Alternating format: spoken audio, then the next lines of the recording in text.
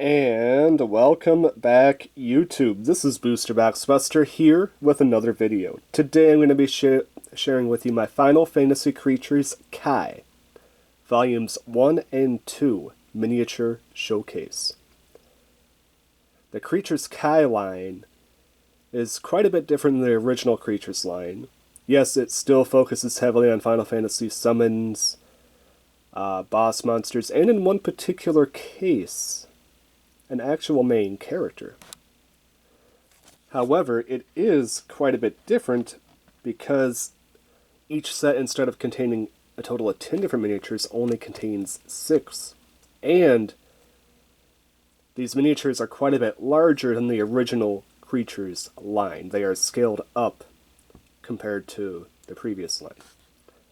And I gotta say, the downgrade from 10 to 6 is a bit of a bummer, but the upgrade to the larger size is a definite plus because these miniatures are outstanding, definitely worthy of adding to your collection.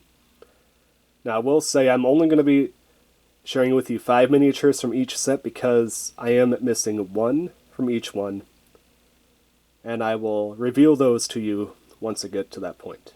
Without further introduction, let's get into this miniature showcase.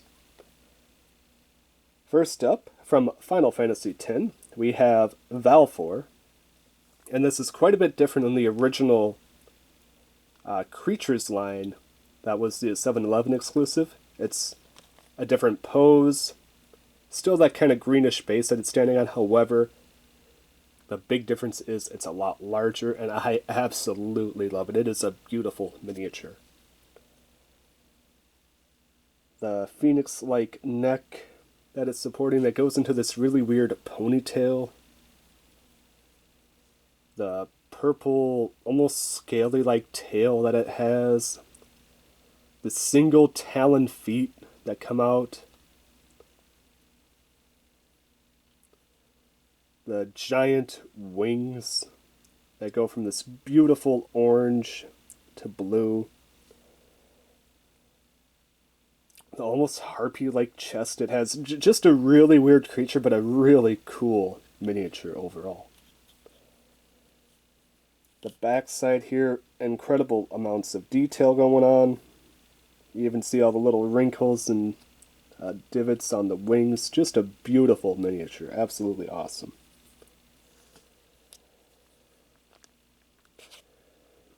And then, up next, from Volume 1, representing Final Fantasy VII Advent Children, we have Bahamut Sin. And I gotta say, this is another fantastic miniature. Great amount of detail. Look at his face. So much detail going on in the face there. All that. It's almost like exposed muscle around the arms and shoulders there. The gold talon claws that it has. The wings are absolutely stunning. And of course that nice little wraparound tail. Another great addition. So much detail go into these. I love it. And even the weird base that it's standing on. It is a bit unsettling because it does look like the miniature is leaning on this particular base. However, it does work. I just wish that it didn't look like it's leaning and about ready to fall over. So, up next, representing Final Fantasy I. You don't see much merchandise for Final Fantasy I, so this is really cool. We have the multi-headed dragon, the Tiamat. And I gotta say, another beautiful miniature here. The multiple heads. This one has 6. The Tiamat I know from D&D has 5, but this could easily represent Tiamat.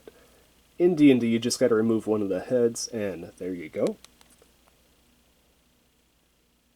Look at all the detail in its face. The way it goes from purple to blue to the face there where with the gold horns and like the yellowish frills. So cool. All the detail to the muscle. And I love the base that it's standing on. It looks like it's standing on like a top of a active volcano base, and is just showing you how large and in charge it is by being able to put a claw on both sides of it. I will say the wings are kind of impractical because it looks like it ain't going to be able to support that body whatsoever.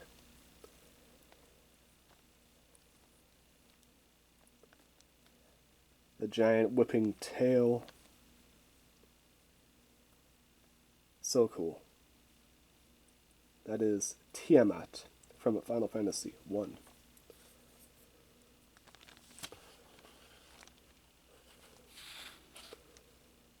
Up next, representing Final Fantasy 8, we have the Guardian Force, one of my favorite Guardian Forces from the entire game. We have Brothers. Look at the detail on his face there, so cool. A lot of detail. I will say the armor is very non-detailed, however, that's the way it was in the game, so that's understandable.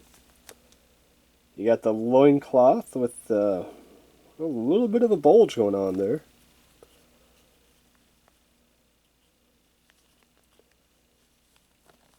The nice armor on his wrist, and then for the little guy you got blue armor. That's something I never noticed before, the different colored armor on the wrist.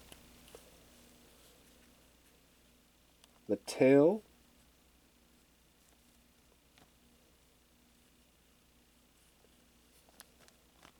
Such a cool miniature.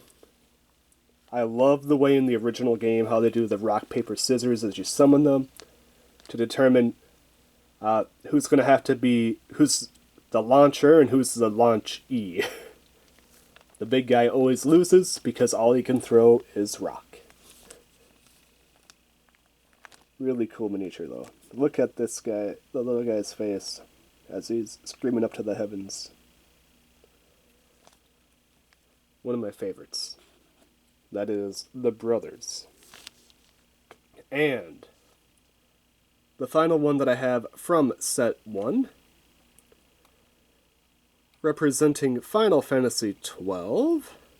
I believe the first miniature representing Final Fantasy XII in this line. We have there we go. Let's see if it wants to focus. Zelra, Zera, the Death Seraph. I gotta say, what a cool looking mini. Look at him. So cool. You got the really weird wing with the Lady Angel there.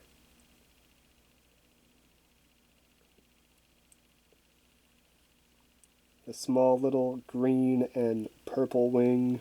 Here, let me see if I can get this to focus better. Sorry.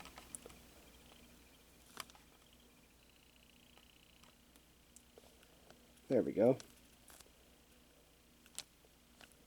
The cape, that's like almost like this greenish, like death green.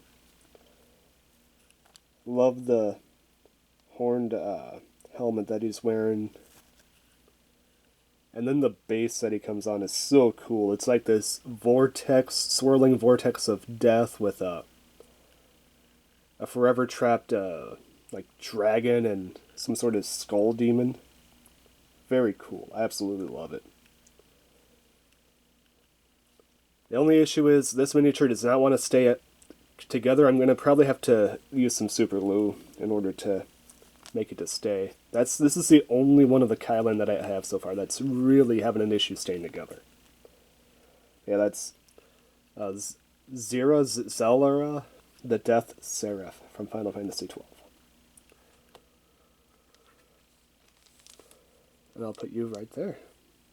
Alright. And the one I'm missing from the first set is Terra in her Magitech armor from Final Fantasy VI.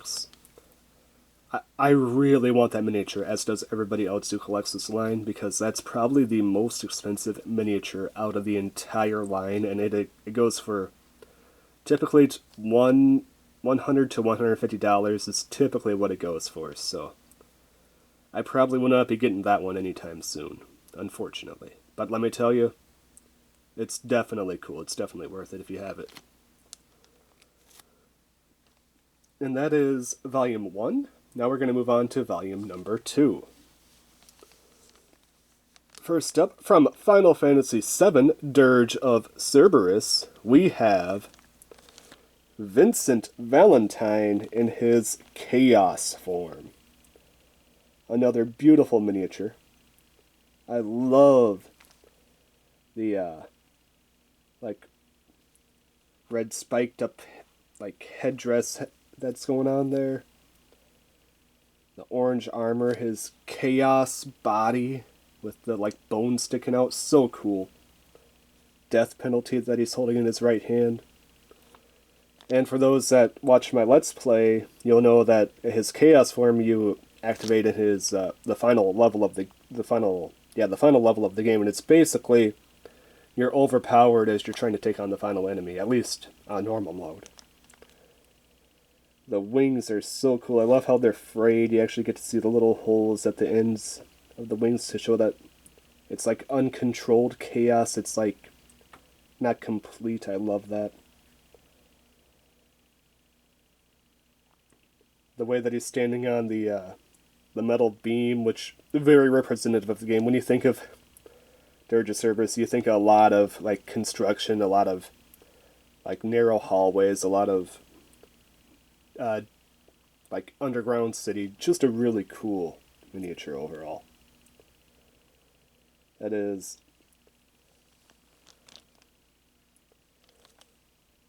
Vincent Valentine, Chaos form. I will say you do have to be careful where you hold it, because this miniature does fall apart a little bit easy if you're not holding it in the right spot.